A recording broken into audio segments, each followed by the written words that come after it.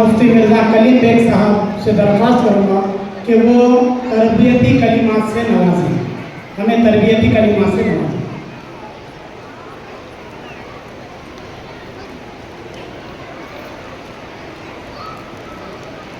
बिस्मिल्लाहिर्रहमानिर्रहीम। अल्हम्दुलिल्लाहि वक़फ़ा सलामुन अला इबादिहिल्लज़ीना इस्तफ़ा अम्मा बाद। आज के इस इनामी प्रोग्राम के सदर अली कद्र स्टेज पर तशरीफ़ फरमा तमाम ही अहले इल्म और मुअज़्ज़िज़ हज़रात, सर सैयद स्कूल के तमाम असातिज़ा इकराम, तलबा-ए इज़ाम, वालिदैन और हाज़रीन इकराम, आज आपकी मौजूदगी में मेरे दोनों पेशरो मुक़र्रिर जनाब परमान शहजाद खान और शेख शकील गंगू साहब ने तालीमी लाइन से असातिज़ा, तलबा, वालिदैन के आपसी इत्तेहाद को जिस अंदाज से पेश किया, यही असल में जिंदा कौमों की अलामत है।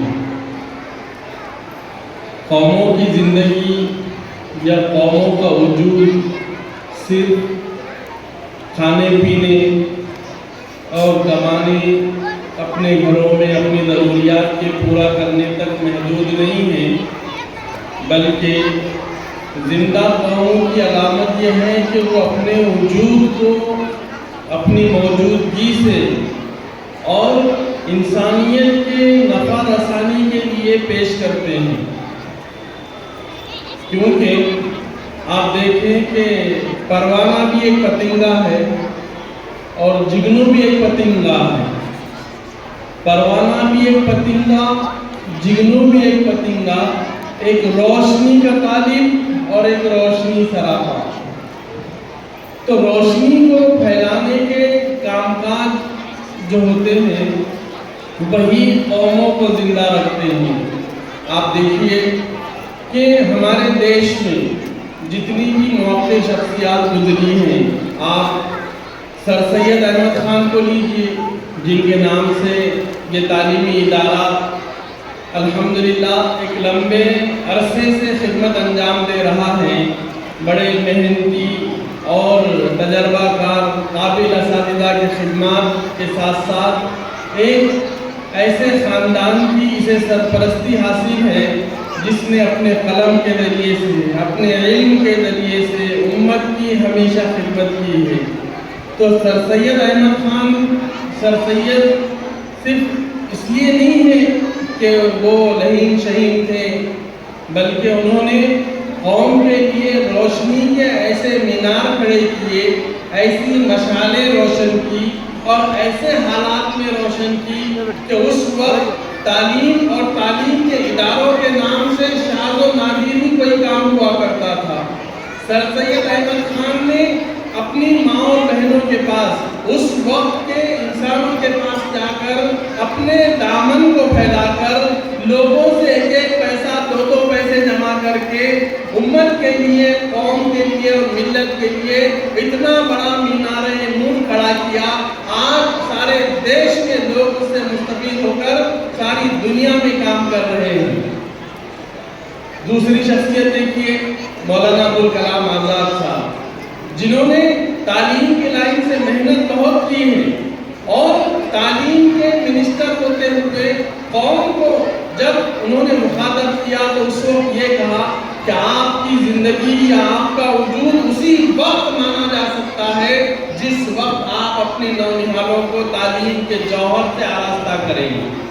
मौलाना मोहम्मद अली जौहर, मौलाना शौकत अली जौहर, ये सिर्फ जंग आज़ादी में शरीक है इसलिए मौलाना नहीं है, बल्कि इन्होंने ऐसे काबिल तकलीफ कारनामे अंजाम दिए कि इनके कामकाज को आप देखेंगे तो उस वक्त हर माँ, हर बहन, हर भाई और हर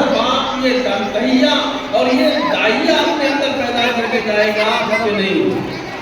جب تک اپنی اولاد کو تعلیم سے آراستہ نہیں کریں گے اس وقت تک چین سے نہیں بیٹھیں گے. تعلیم سے آراستہ کرنے کے لیے بہت بڑی قربانی کی ضرورت نہیں ہے، بہت بڑے مجاہدے کی اور بہت زیادہ پیسے لگانے کی ضرورت نہیں ہے.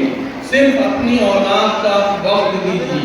جتنا وقت وہ موبائل میں فاضل اور فضول خرچ کر رہے ہیں اس وقت کو بچا کر اپنے اولاد کی تربیت کریں گے تو انشاءاللہ یہ بھی ایک دن ذاکر حسین بنیں گے، یہ بھی ایک دن غلام نبی آزاد بنیں گے، یہ بھی ایک دن ڈاکٹر علامہ اقبال بنیں گے، یہ بھی ایک دن سبھاش چندر بوس جیسی روشن خیالات کے حامی بن جائیں گے، یہ بھی ایک دن مہاتما گاندھی جیسی روشن تعلیمات سے آراستہ ہو کر ملک اور ملت کی خدمت کے اہل بن جائیں گے. اس لیے اکبر الہ آبادی نے کہا تھا کہ تم شوق سے کالج میں پڑھو، پارکوں میں گھومو، جائز ہے غباروں پہ اڑو، چرخ پہ کھلو، لیکن ایک سخن بندہ ناچیز کی رہے یاد، لیکن ایک سخن بندہ ناچیز کی رہے یاد، اللہ کو اور اپنی حقیقت کو نہ بھولو. مجھے یہاں بلایا، بولنے کا موقع دیا، میں آپ تمام ذمہ داران کا مشکور ہوں اور آپ نے میری باتوں کو سنا، برداشت کیا. آپ کا میں شکر گزار ہوں اور اس امید پر رخصتی لیتا ہوں کہ اللہ تبارک تعالیٰ سر سید کو ایسے قابل اساتذہ کی نگرانی میں دن دگنی رات چوگنی ترقی عطا فرمائیں اور زیادہ سے زیادہ یہ ملک اور ملت کے لیے اللہ اسے نافع بنائیں. وآخر دعوانا الحمدللہ رب العالمین. جزاک اللہ. یہ تھے مرزا مفید کریم بیگ صاحب جو اپنی تربیتی کلمات سے نواز رہے تھے. آئیے